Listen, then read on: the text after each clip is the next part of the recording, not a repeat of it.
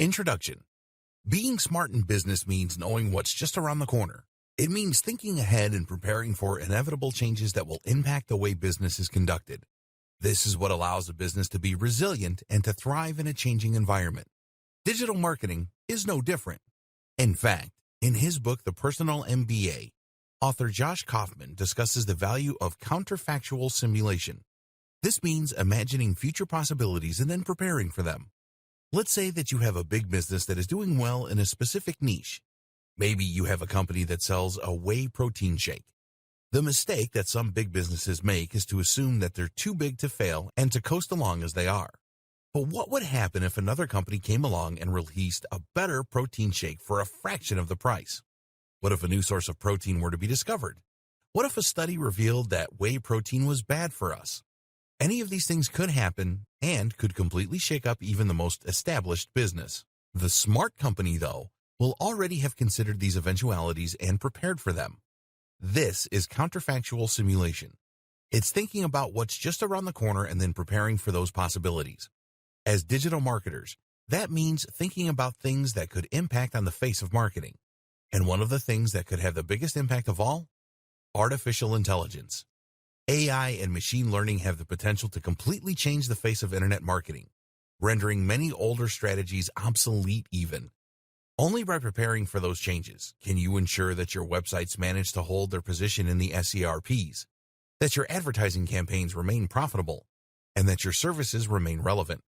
And a lot of this stuff isn't just speculation. It's happening right now. AI is already making huge waves even though you may not realize it yet. It's affecting the way that SEO works, the tools and software we use, and the way that ads are displayed. AI is able to think faster and smarter than any human, and that's especially true when it comes to internet marketing, which is a data-driven pursuit. An AI marketer can create endless amounts of content in a second, doing the work of hundreds of humans. All of that content will be perfectly catered toward the target demographic. AI will run Google. It will manage entire business models. It will run AdWords, and it will run new tools we haven't even dreamed up yet. The digital marketing singularity is just around the corner. This training will help you to prepare and explain several concepts. AI versus machine learning, how to conduct SEO now that Google is an AI-first company, chatbots, programmatic advertising, big data, RankBrain, digital assistants, data science, SQL, latent semantic indexing, and the future of internet marketing. In this training, you will gain a crystal ball with which to gaze into the future of internet marketing and to ensure that you are ready for all those changes when they come. By the end, you'll be better prepared and in a better position than 99.9% of other marketers. What is AI and machine learning? Before we go further, we should first take a look at precisely what AI and machine learning actually are. These are two related but also distinct terms which often get confused. Both will impact on marketing, but in different and unique ways. AI then is artificial intelligence. That means software and hardware designed to act and appear intelligent. Such software is capable of making meaningful choices and conducting activities that we would normally consider the domain of humans. AI comes in two broad flavors. One is weak AI, which is also known as narrow AI. Weak AI is essentially a form of AI that is designed to perform a specific job. An example of this is the self-driving car. This form of AI is capable of knowing the positions of countless cars on the road and being able to respond by steering, accelerating, braking, etc. If you were to watch a self-driving car from the outside, you might think a human were driving. In that way, it does a job that would normally be considered a human role. But at the same time, you can't speak with a self-driving car and you can't ask it how it's feeling. A self-driving car would certainly not pass the Turing test. Note, the Turing test is a test designed to measure the effectiveness of an AI. If you talk to an AI on a chat app and you don't know that it isn't human, then it is considered to have passed the Turing test. Another example of weak AI is used when creating bad guys in computer games. These use programming in order to behave in a human-like manner and to provide a challenge for the player. However, the code is only useful in the context of the video game, and so it's not about to turn into Skynet anytime soon. Weak AI might not sound as exciting, but it is being used for a huge range of extremely exciting things, from helping to treat disease to improving the economy. Conversely, the type of AI that we often see in science fiction is what we know as general AI. This is AI that doesn't just have one purpose, but that is designed to do everything that a human might be able to do. So you could play a word game with this AI, ask it how it's feeling, or get it to look up something useful. An example of a general AI is DeepMind, owned by Google. DeepMind is a company that has developed a neural network that employs general learning algorithms to learn a huge range of different skills. Many AIs, such as IBM's Watson, are actually pre-programmed. That means that they work using a kind of flowchart and will answer questions with the same answer every time. On the other hand, DeepMind is apparently able to think and respond via a convolutional neural network. Certain behaviors are reinforced and encouraged, and these will begin to become more prominent. This isn't a perfect simulation of how a human brain works. Cognitive behavioral psychology teaches us the importance of having internal dialogues and models for thinking. However, it is the closest thing we currently have to a true general intelligence. Machine learning. Machine learning, on the other hand, works differently. Machine learning utilizes huge data sets in order to gain surprising and almost frightening capabilities at times. Machine learning essentially allows a piece of software to be trained. An obvious example of this would be computer vision. Computer vision describes the ability that some machines have to understand visual information. An example is Google Lens, which can tell you what you're pointing your phone's camera at, whether that's a type of flower or a product you can buy in stores. Computer vision is necessary for self-driving cars to successfully navigate their environments and is used by apps like Snapchat, which use filters to change people's faces. How do these work? By looking at thousands and thousands of pictures of every type of object. While the machine learning algorithm will never understand what it is looking at, it can look for patterns in the data, which will then be used to identify those objects in the future. For example, it might notice that faces are typically oval in shape, with a dark patch of hair on top. It then knows that if it sees an oval shape with a dark patch at the top, it's possibly looking at a face. Machine learning has huge potential in just about every field. In the future, it can be used to diagnose diseases more accurately than a human doctor, to advise on financial decisions, to identify fraudulent bank transfers, and much more. All of this has huge potential implications for internet marketing, and that's what we'll be exploring in the following videos. Google as an AI-first company. A while ago now, Google announced that it had become an AI-first company. While that may sound like meaningless marketing babble, the truth is that this determination actually has huge potential repercussions for marketers, businesses, and SEO. Firstly, what does Google mean by this? Meet the new, smarter Google. You might think of Google as a search-first company. The first product that Google provided was a search engine, and that is still what most of us associate with the company. Traditionally, Google's search engine did not work much like an AI. Rather, search worked by attempting to match search terms with the content in an article. This is why the advice for SEOs was to insert lots of key phrases into their articles so that Google spiders could read that content and quickly identify that it would be a good match for what the person was searching for. As we all know, this didn't work out perfectly for Google. Lots of unscrupulous marketers abused the system by inserting hundreds of search terms into every article, which in turn meant that content Google would show to the user would be garbled and unreadable.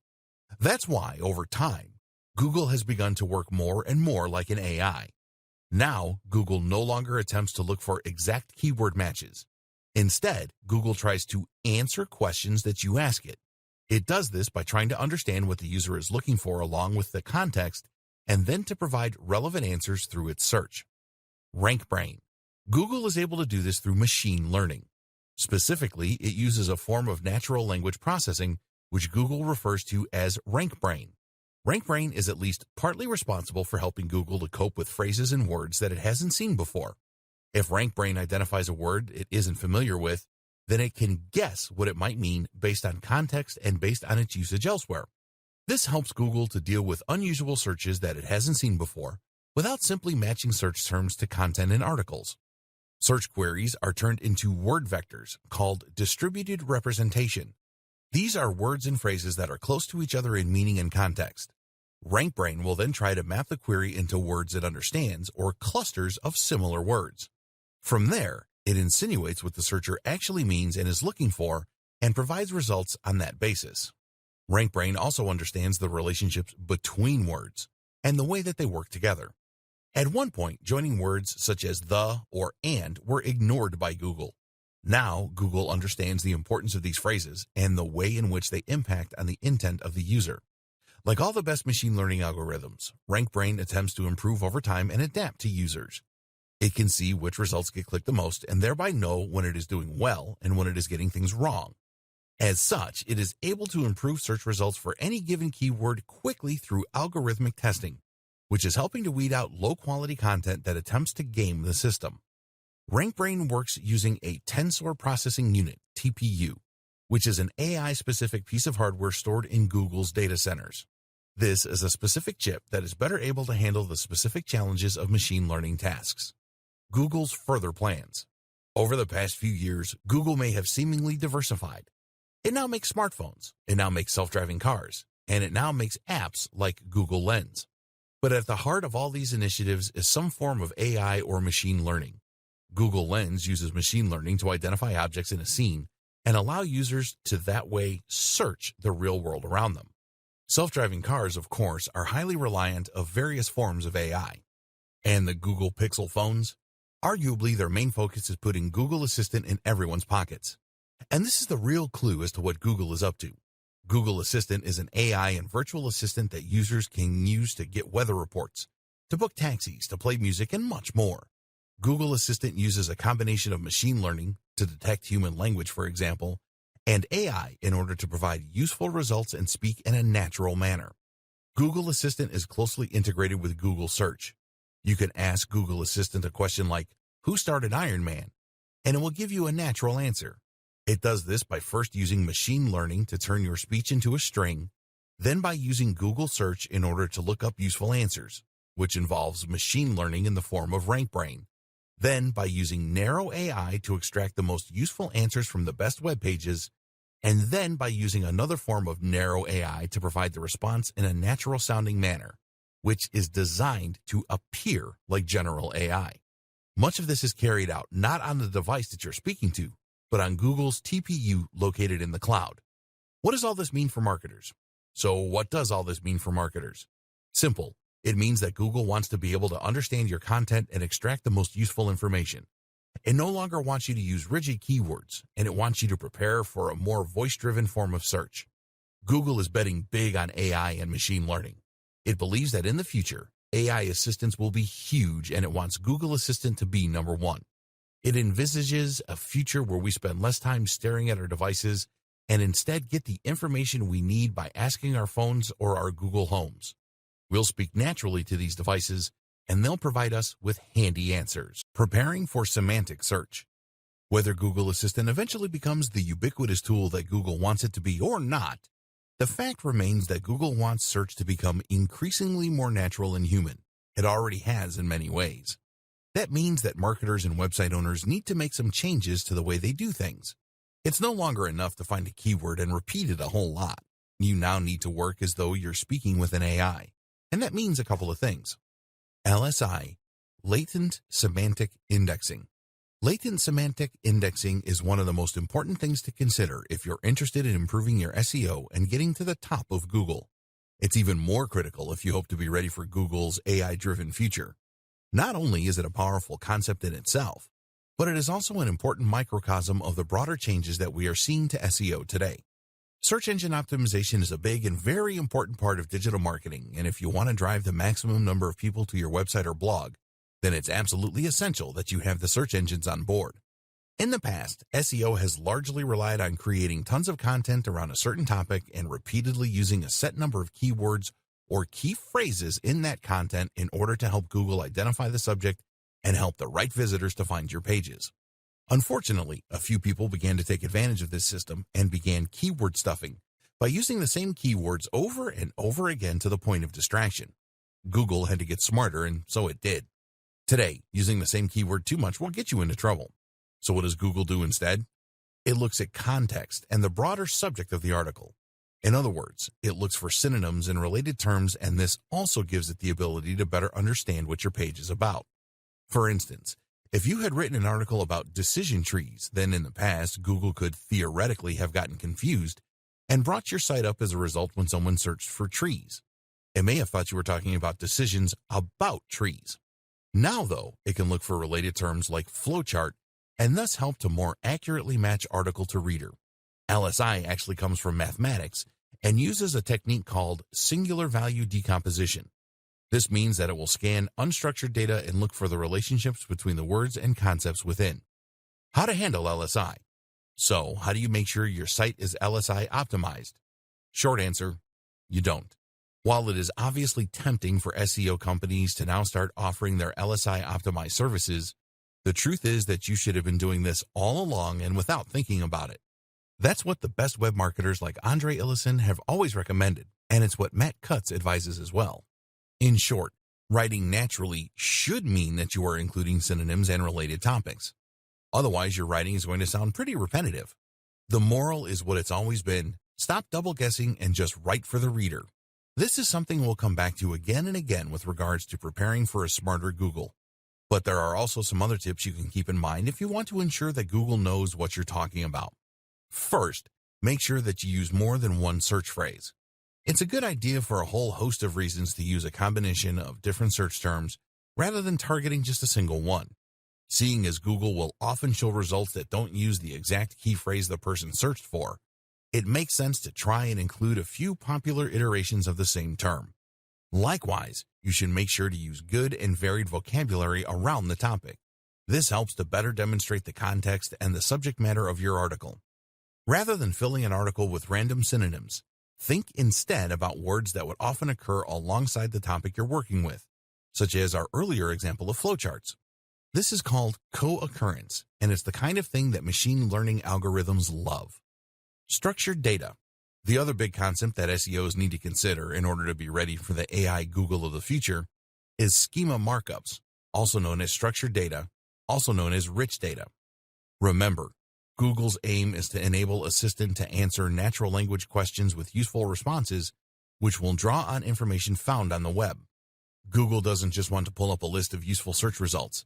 It wants to be able to answer questions. So if someone asks how to make bolognese, it will simply read out the ingredients.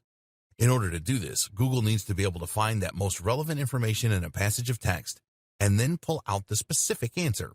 This takes the concept of RankBrain to the next level, allowing it to understand not just what an article is about, but how each paragraph in that article functions.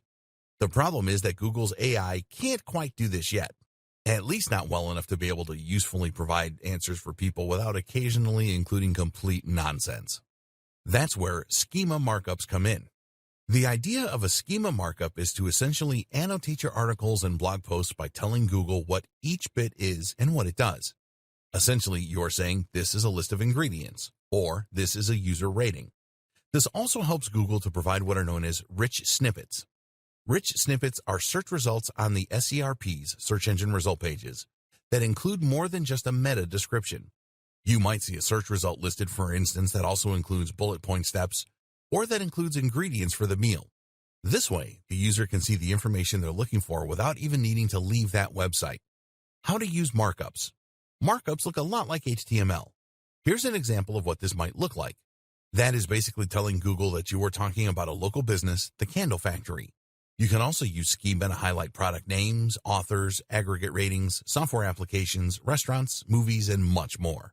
To use this information, you can either look up the HTML code and implement it yourself, or you can use Google's handy markup helper, https://www.google.com/markup-helper/u/0. Here you will simply share the URL of the page you want to mark up, and it will then provide you with the opportunity to create the necessary tags. There are also plugins you can use to the same end through WordPress. The good and the bad of schema markups. The savvy among you may have noticed some worrying issues with schema markups. Specifically, they encourage people not to visit your website. Let's say you have a recipes website and you included an article on cooking bolognese. You probably did this hoping that people would search for it on Google, find your website, and then visit your page in order to read about it. In doing so, they might also click on a few ads, they might buy an affiliate product, or they might just remember your brand so they come back again in the future. But if Google simply takes your key information and shares it, then there is no real incentive for them to actually visit your web page. As such, there's no chance that they will click on your ads, or buy your products. They'll not even know that the information came from your website. Essentially, Google is this way using our intellectual property without any remuneration, which has upset a lot of webmasters, businesses, and marketers. So should you avoid using these features altogether? Unfortunately, that is not really an option. Remember, Google also uses markups in order to provide rich snippets. These are the more media-rich search listings, which include things like star ratings, images, bullet points, and more. These really help a web page to stand out in the SRPs and thereby ensure that more people click on that listing. And while you might not get any benefit from having Google read your ingredients out, if you don't include markup language, then it will just get that same information from one of your competitors. Google wants to use schema markups, and that means that it will likely reward those sites that do with a little SEO boost. For all those reasons, it's essential that you keep using this strategy, even though you might be giving Google free information in doing so. In the future, if more and more people talk to their Google Assistant rather than browsing the web for information, then there's a good chance Google might need to rethink its policy, lest it face a rather big backlash from content creators. Big data. You might hear the term big data thrown around a lot and not fully understand what is meant by it. In this video, you will be enlightened and learn how big data can help you and your business both now and in the future. Essentially, big data is nothing more than large data sets. These large data sets are increasingly common online, seeing as everything online is easy to measure and document. If you think about a company like Google, it has immense data sets that it works from, describing the search history of billions of users. But even a standard website that gets 1,000 visitors a day will work with huge amounts of information. A website will naturally record each of those visits and will also store data about each one, such as the country of origin and the length of time spent on the site. In a few weeks, this data will likely crash a lot of spreadsheet software. The reason that big data is featured in so many discussions is that it is very difficult to handle. Making sense of such huge amounts of information requires a lot of smart math, while simply storing and handling that kind of data requires a lot of storage and computational power. But the potential value of big data is also absolutely huge. Big data provides patterns and insights that you simply can't get by observing a few users. This is essentially how machine learning works, by looking for patterns in massive data sets. The difference is that this is being leveraged in a slightly different way. Predictive modeling. Predictive modeling is a process that involves data mining and probability to forecast potential future outcomes. A model is created using a number of predictors. Predictors are variables that are thought to influence future results. Once data is collected for these predictors, a statistical model can be created. That might use a simple linear equation, or it might use complex neural networks. Either way, statistical analysis can then be used in order to make predictions about how things are likely to go in the future. With regards to marketing, this can help provide better customer insights, better lead scoring, campaign nurturing, upselling and cross-selling, personalized product recommendations, and more. Amazon is an example of a site that uses big data in order to provide personalized product recommendations. Amazon doesn't just use a database of items grouped together, which would be almost impossible to maintain, but rather generates data automatically from every single transaction and sale, and then looks for patterns. It will see what products tend to be bought together, there's that co-occurrence again, and can therefore use this information to show items that it thinks a user might want to buy next. Likewise, when it comes to lead scoring, big data can be immensely useful. Lead scoring means understanding which leads are likely ready to purchase and which are not. This is immensely useful information for companies that might want to send sales letters to the cross-section of their mailing list that they think will actually buy from them, rather than being put off by the amount of sales material they're receiving. Amnesty International uses segmentation and predictive modeling techniques in order to better identify the right groups to market toward. By collecting data and then looking at what that data reveals about the kinds of people who donate, Amnesty International knows who it should be targeting with its ads, how much they are likely to spend, and how they're likely to do it. Any charity can benefit from this kind of data analysis, as can any business. Collecting big data. If you want to start collecting data for your business, there are a wide number of plugins and tools you can use to do so. You should find that a lot of tools, such as Google Analytics, will allow you to export massive amounts of data in order to work on. You can then choose to use this information yourself or outsource it to a data science organization that can use that information to provide valuable, useful insights. Another good idea to prepare yourself for the future is to allow users to create profiles. By doing this, you can collect much more data on individual users and in future provide better recommendations on an individual basis too. This is something that stores have been doing for decades with loyalty cards. But of course, the digital nature of selling online creates even more potential opportunities. Computer vision. As mentioned, computer vision is the ability for machines and computers to see by learning from huge data sets and machine learning. By observing countless images, a machine can learn to identify images in an object or to navigate an environment without crashing into things. What does this mean for the future of SEO? One big thing, and one thing that you should make sure that you are ready for, is that Google will likely start paying more attention to images on websites. Traditionally, we've been told to avoid using images for things like site names. Why? Because Google can't read an image, and therefore we won't get any SEO benefit from that. But Google does have software that can read text from an image. This is called OCR, Optical Character Recognition. And if you want to see just how good it is, try pointing Google Translate at a foreign language and see it appear in your native tongue in real time. If Google can do this, then it's only a matter of time before it starts reading the text in your images to see if they back up the niche and key phrase that you are targeting with your website. Likewise, seeing as facial recognition is already a big deal when it comes to security and Facebook, it is probably only a matter of time before Google starts using that too. For example, if you write a blog post about Sylvester Stallone, Google might someday look not only at your content, but also at the photos on your page in order to see if there are pictures of Stallone there. Google Images might one day not be reliant on surrounding text at all, but might instead base its results purely on what it sees in the image and whether this lines up with what you're searching for. Issues like image quality are also likely to play a big role in the future. Google might opt not to recommend your webpage if it thinks the imagery on there is poorly chosen and out of place. So what can you do to prepare? For now, the closest thing to communicating with Google via images is the use of markup language and/or file names and alt tags. Using alt tags to describe images can help Google to know what they represent and therefore to better decide if your site is relevant for a particular user. Meanwhile, make sure that all the imagery you are using is relevant and high quality. Advertising. At its core, machine learning is about evolving. It's about getting more and more data to the point that it can make more accurate assertions. While face detection in images might start out poor, the system evolves and learns to the point where it becomes more accurate than a human. Imagine if you could turn that power to advertising. Imagine if you could show precisely right advertisements to precisely the right people at precisely the right times. Imagine if your advertising campaign evolved to get more and more specific, so that an increasingly large number of viewers clicked on the ads and bought your products. The longer the campaign ran, the more your profits would increase and the less you'd spend on ineffectual ads. That is precisely how programmatic advertising works, and you can start using it right now. What is programmatic advertising?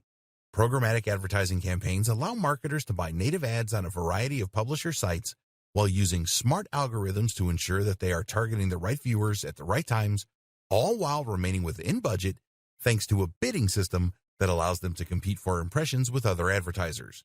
In short, these campaigns give the precision and quality of native advertising, like banner ads, while at the same time allowing for the control, adaptability, and precision that you would get with a PPC campaign. The net result is ads appearing on the sites of carefully selected publishers, but only when and if they are likely to yield the best results. Programmatic advertising uses a complex algorithm in order to identify your business's ideal customer and then to figure out where they are likely to appear on the web. It will then show the ads in those places and then utilize a learning algorithm. Instead of going from one publisher to another discussing rates, you allow a bot to do all the work for you. More importantly, though, this means that you won't waste money on an ad slot that no one looks at. Your ads will be chosen and honed by a smart algorithm, and the result will be that they get higher CTRs from the right targeted customers. RTB. This is how programmatic buying is different from other PPC or just buying a banner ad on your favorite news site. Giving you further control, meanwhile, is the option to use RTB or real-time bidding. What RTB essentially means is that you are automatically entering into a bidding war each time a page loads based on your predefined budget. These bidding wars allow your ads to compete with other advertisers around a large selection of different websites that all cater to the specific demographics and context that you have chosen. In other words, You will define that you want to target sports sites catering to an audience of males in their 20s to 40s, and from there, your ads will appear across a selection of those websites, which you can still curate in some cases if you wish, based on the outcome of each little bid. This allows you to target your audience across a range of different sites and to avoid paying too much to do so. On the other hand, direct buying is essentially a bulk order of impressions from a specific website or websites such as ESPN. You can still filter your impressions by a range of factors such as location or browser, but essentially you will be targeting a specific site and securing a place on that precise spot. Direct buying is effectively a little more like advertising with a banner ad, while RTB is a little closer to the PPC model. Here you bid for spots across a range of websites, while still having a little more control. Deciding what will work best for you will depend on a number of factors. For instance, your budget is going to come into play, as direct buying tends to be more expensive because lower CPIs won't have as many opportunities to appear. It's also worth considering that RTB gives you more flexibility, more data, and more control. You can identify which sites are working best for you, at which times, and for which viewers, and then you can further tailor your approach accordingly. On the other hand, though, if you bid too low using RTB, then you risk your ads not appearing at all. This is in direct contrast to direct buys, which essentially guarantee you your ad spot and that you will eventually be certain to get that number of impressions. This is useful for a company with more concrete goals and a fixed timescale. Likewise, with direct buying, you will be able to more tightly control where your advertising appears and forge a closer relationship between your brand and that of the publisher. So different approaches will work for different marketers and for different purposes. Your job is to decide which works best for you, and the best way to do that may be to dip your toe in and try them out for yourself. How to be more successful with programmatic buying.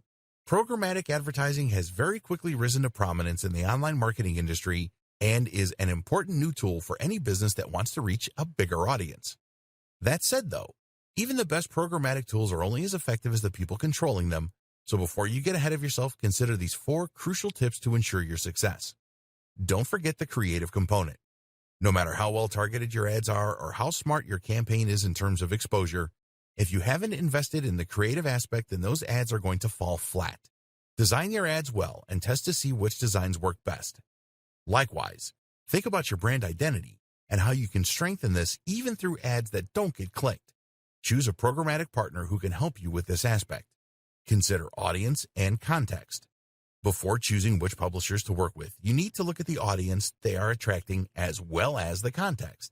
The ideal partner will be a site that writes about topics related to yours and targets the precise same demographic you are. In some cases, though, you won't be able to find both, and thus you will need to select publishers that provide the best balance. And don't be tempted to ignore context in these situations, because studies show that the same person is far more likely to click on an ad for golf clubs when they are on a golfing website compared with a news site. More to the point, someone who wants a wedding dress is only going to want that wedding dress during a particular time in their life, and this really demonstrates the importance of context. Be willing to spend to begin with. The beauty of programmatic advertising is that you can directly manage your spending in real time to ensure you get the maximum exposure whatever your budget. However, it is highly recommended that you start out with a higher spending limit than you intend to continue with, as this will enable you to more quickly identify what works and what doesn't. Remember, you want more data, and that means you want more clicks. As you tweak your campaign in response to stats and ROI, you will get closer and closer to the optimum setup, but if you don't spend the money up front, then you won't be able to tell if your campaign is working because you won't win enough bids. Spend a little up front, and you'll save money in the long run once you settle into your groove. Make sure your ads fit in. The downside of any automated advertising campaign is that you can lose that personal touch. The benefits that come from working with a publisher to develop an advertising campaign that matches the tone and appearance of their overall site and that they will help to promote throughout their content. Unfortunately, native advertising is difficult to scale, which is why so many automatic platforms are popular. To be successful with programmatic advertising, this is something you need to consider. Your ad is targeting the right people, on the right devices in the right context. But is it the right fit for the job? This ad needs to look like a native ad in the same way that a banner ad would. Creating ads that will blend into a number of environments is one way to do this. Another is to choose a tool that allows you to select the brands you want to work with, and then to choose those that are already closely aligned with your own goals and style. Email marketing. The key to success on the web is not just to gain traffic, but also to control that traffic. What does that mean? It means that you need to know how to decide which of your visitors you want to talk to at any time. It means that you need to understand your visitors and to know what they are thinking, what their moods are, and what they're interested in at any given time. And it means you need to know how and when to strike when it comes to selling products or encouraging people to sign up to your mailing list. This is a theme we've seen come up time and again with machine learning and AI, and email marketing is no different. You can do all this by building a mailing list and then segmenting that list. First, let's go over the basics of email marketing again for those that aren't familiar. Email marketing is, of course, the process of marketing via email. In other words, this means you're going to be building a big list, a collection of emails, and you'll do this by asking visitors to your site to share their contact details when they land on your homepage. This, in turn, requires an autoresponder. An autoresponder is a tool that you use to create email forms and then to manage all of the contacts on your list. You can use the form somewhere on your page to let people input their details, and you'll use the autoresponder to actually send all your emails. It should be immediately apparent what the value of this is. Sending all your emails manually using Gmail or another web client is not easy and would likely result in many not getting delivered. You'd have to send lots of different emails for longer lists, and you need to manually manage any requests to subscribe or unsubscribe. An autoresponder manages all of that for you, so you just need to write one email and then click send. The other benefit of an autoresponder is that it can collect data for you and use that information to do a range of different things. For example, an autoresponder can show you the percentage of subscribers who actually open your emails. If your email subject headings aren't successfully encouraging people to read, then you can identify this problem and work on a solution. Suddenly, we're using a data-driven approach in machine learning again. You can then see all the visitors who did read a given message in one place, or choose to see all the ones that didn't. You can see the open rate for different individual visitors, and you organize your list by different factors. That's another handy thing about using an autoresponder. It will allow you to grab more information using the form embedded on your page, and that information can then be used to group your visitors. Want to just message the men? Go for it. Want to just message the people over 30? You can do that too. Or how about having multiple different mailing lists for different brands, or even for different products? All of this can be accomplished using just a single autoresponder. And of course, this kind of control and automation opens up all sorts of possibilities when it comes to AI and machine learning for marketers. Lead warmth and email segmentation. The true power of all this information comes from being able to use that data in order to pick and choose who your messages go to. For instance, you can decide that you want to send an email only to people who fall into particular categories. What we're interested in to begin with is sending emails based on engagement, retention, and lead warmth. A lead is anyone who has shown some kind of interest in buying from you. That means that anyone who has signed up to your mailing list can be considered a lead because they have demonstrated an interest simply by doing this. But at the same time, a lead is also anyone who visits your site or who takes your card. This is a cold lead, whereas someone who actually gives you their contact details is a warm lead. Leads get warmer the more interest they show in what you do and what you're selling. And the warmer a lead is, the more likely they are to buy from you. In fact, this is the true and most useful purpose of having a mailing list to begin with. It allows you to take your ice-cold leads and turn them into warm leads and then paying customers. I always liken this to asking for someone's phone number. If you were just to walk up to someone in a club and ask for their number, they'd likely just tell you to go away. Why would they give you their number when they know nothing about you and have shown no interest in you? First, you need to chat to them and let them get to know you. If they look at you and smile, they're a cold lead. If they respond to your witty banter and tell you their name, they're a warm lead. If they've kissed you or let you buy them a drink, they're a hot lead. And once they're hot, you can ask for their number. This is all about timing. Time this wrong, and they're not going to give you their number because you haven't laid the groundwork. The exact same thing is true with internet marketing. If someone visits your site and you tell them right away to buy your product, they won't. Why would they? You haven't given them any reason to trust you. You haven't told them anything about you. They don't know much about the product. Ask them to hand over their email after a few blog posts, though, and you can gently start to increase engagement. This is then when you wow them with all your information and all your knowledge. You entertain them a little, and you let them get to know you. If they don't open your emails, that's the equivalent of giving you the cold shoulder. That's like the girl or guy in the club that isn't laughing at your jokes and keeps looking away. If you try and sell to them now, you become spam, and you get deleted. And they never return to your website. But if they open your emails, you know you're in with a shot. That means you can then send them some more information about your products and get them excited for your product launch. If during that they still keep opening your emails, then you know you've got an even better chance of success. If you now try and sell to them, there's a much better chance they'll buy from you. Using email segmentation, you can do exactly that. You can see which of your visitors are actually opening your emails, are actually clicking your links, and are scrolling down to the bottom. In fact, using cookies, it is even possible to see which of those visitors has been to your website and looked at your products. You can see who has hovered on your products and been tempted to click buy.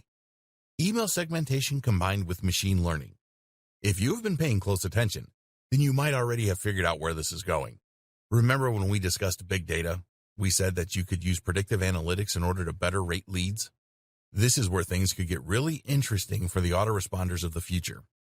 Imagine if your autoresponder not only segmented your audience and looked at the open rates and engagement, but if it could look for trends across huge data sets. In other words, what if your autoresponder recorded every single person who bought from you and assessed what actions they usually took first? This would allow that machine learning algorithm to better spot when a user is behaving like someone ready to buy and to send them a message tailored to encourage that purchase. This could be combined with smart recommendations in order to improve their likelihood of buying even more. This is already being used by some big brands, so it's only a matter of time until more of us get access to this same amount of precision. Tips marketers can follow now. For any of that to work, you also need to make sure that people are signing up to your mailing list in the first place. Again, this will help us to prepare for the AI-powered future. There are a few ways you can encourage this. Firstly, make sure that you show your mailing list wherever you can. At the very least, that should mean that your mailing list is shown at the bottom of your post. At the same time, though, you can also place this in the sidebars so that your list is visible on every page of your site. Another tip is to make sure that you draw attention to it. A mistake a lot of people make is to create their mailing list and then just hope that people see it. Far more effective is to occasionally tell people about it and to explain in your post why it's a good opportunity and why people should be excited to sign up. Here's the thing, though, you should always be honest. The aim of a mailing list is not to grow it as much as you possibly can. Instead, the aim is to grow it as much as you can with only highly targeted visitors. If your visitors have no interest in what you're offering through your list, then you will just frustrate them and effectively be spamming. Chatbots. Chatbots are an increasingly popular tool for marketers, business owners, and webmasters. So what is a chatbot? Essentially, a chatbot is a minuscule AI that will normally live on a website and will then be able to answer questions and engage in basic conversation. Very often, chatbots are used in customer service. This way, a website can answer commonly asked questions and significantly lighten the load on its customer service team. The company can provide the support it wants to for its buyers without spending a huge amount on extra members of staff and call centers. But a chatbot can be much more than just customer support. Chatbots are just as effective in marketing and can be extremely effective at increasing sales and profits. Chatbots are particularly effective at kickstarting a sales process by welcoming visitors to a website and asking them what they're looking for. Instead of relying on UX to try and guide the visitor to the right part of the page, a chatbot can instead simply ask what they are hoping to buy and then take them to that page. What's more is that it can provide useful recommendations, perhaps informed by previous buying history, and it can reduce any concerns that users might have. Chatbots can even get information from customers by asking them their budget or what it is they're looking for. Even if they don't buy, you now understand their intent, and you can use this information to hone your marketing strategy further. Some pundits argue that in the next few years, 85% of business might be done through chatbots. So how can you get started? 80% of businesses say they want chatbots in place by 2020. Facebook chatbots. One option is to invest in a Facebook chatbot. There are plenty of sites and services online that will sell these for you. Facebook Messenger is a new frontier for a lot of small businesses. While it has crept under the radar for many marketers, the numbers speak for themselves. Facebook Messenger is currently used by over 1.2 billion people. That's 11% of the entire human population. And what makes Messenger even more powerful is that it can be embedded into your website. Over 20 million pages use messaging, and that number is growing. This provides a very simple and easy way to communicate with your visitors, to answer their queries, and to help convert traffic into sales. But you can't be available 24/7 to cater to all your visitors' needs, and this is where a chatbot comes in. This is a basic AI that can tend to your customers and help to provide a more personal experience while answering basic questions. This is a hugely powerful tool for businesses as it means you'll no longer lose visitors that struggle to find their way around the website or to get the information they need. Imagine if customers could order food by just sending a Facebook message and then answering a few automated questions. Or what if a business could access your expert legal advice without ever needing to speak to you in person? All of this is possible in the near future. Facebook chatbots can even be proactive by sending messages to potential customers. You need to be extremely careful with this, seeing as it can be seen as spam. But if you have an automated system that's able to reach out to potential buyers at just the right time with a carefully crafted message, this can be huge for business. Other types of chatbot. Of course, not all chatbots are Facebook chatbots. There are many other ways to implement chatbots into a website, from creating them from scratch using homemade software, to using them to respond to emails or SMS. Developing your AI skills using SQL. If you want to ensure you aren't left behind by developments in AI and machine learning, then it may pay to learn relevant skills that you can use to implement your own strategies. At least by understanding the tools used in AI and machine learning, you will be able to navigate these new horizons and make smarter decisions for your business. One of the key concepts to understand then is SQL. SQL stands for Structured Query Language and is a declarative language that is used to store and retrieve information from a database. If that sounds like gobbledygook, it basically provides a set of commands you can use to manipulate large data sets. SQL is crucial for data science and machine learning. It takes a number of forms, such as MySQL, SQL Server, and SQLite. Each uses a slightly different dialect to achieve the same thing: interact with relational databases. Relational databases consist of numerous tables like you see in Excel, with columns and rows. So if you had a lot of visitors to your website, you might fill out their data across rows such as name, age, contact details, etc. Pull out any given visitor, and it will bring their details up so that you're ready to call them and market to them. SQL then allows you to do things like creating whole new tables or inserting new rows, columns, or cells. You can do this with simple commands like create table and insert into. To make a new database, you first need to use a command to make it, and from there, you can then begin inserting tables like so. One of the most powerful commands is something called select, which allows you to retrieve information across one or more tables. For instance, you can use this to get the details of anyone over a certain age, like so. Group by is a command that lets you group results according to certain conditions. Cursors let us move through sets of data and make changes. While this all might seem quite simple, combined with huge amounts of data, these simple commands can yield fascinating results and be extremely useful in informing future decisions. This is essential how machine learning works. And if you ever want to work as a data scientist to employ big data solutions or machine learning applications, this is what you will need to know: how to future-proof your marketing. Over the course of this training, we've examined a large number of different types of AI and machine learning in the context of digital marketing. The objective of all this has been to help you better prepare for the future. You know that you should start collecting as much data as possible right now, that you need to add schema markups to your site, that you should be using LSI, that you could benefit from a chatbot. You even know a little bit about SQL, just in case you ever decide to get involved behind the scenes. But in all likelihood, all of this is going to change a lot more before it enters the scene, and we can't really anticipate just how its impact will be felt. There are huge waves making their way through internet marketing, and the power of AI can't really be understated.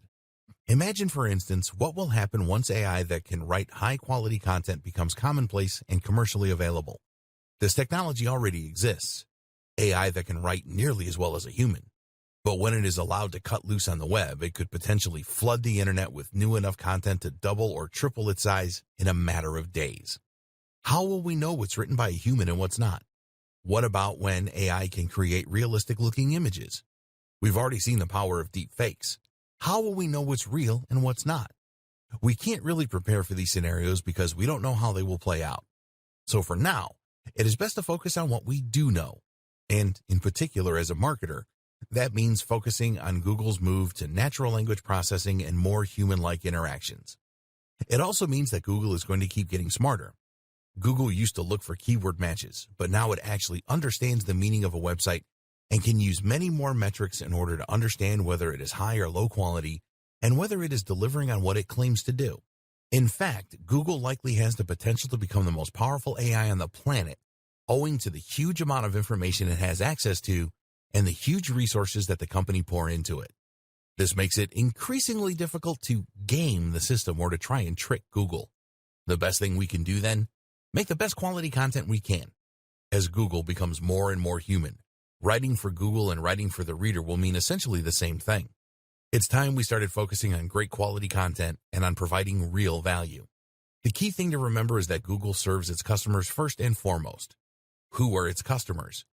The users who use it to find information and entertainment. Google wants people to keep using its search, and as such, it needs to make sure it consistently brings up only the most relevant and interesting information. As long as you are concerned with creating great quality content for your readers, then your goals and Google's will be aligned. Thus, each time it gets a little bit smarter, that will work to your favor instead of being something you need to worry about. As Google gets smarter, it will find more ways of identifying the best quality content. And so, if you're focused on delivering that, Google will find more ways of connecting you with your audience. Combine this with more data collection and a generally more data-driven approach to marketing, and you'll be ready for the future of the industry.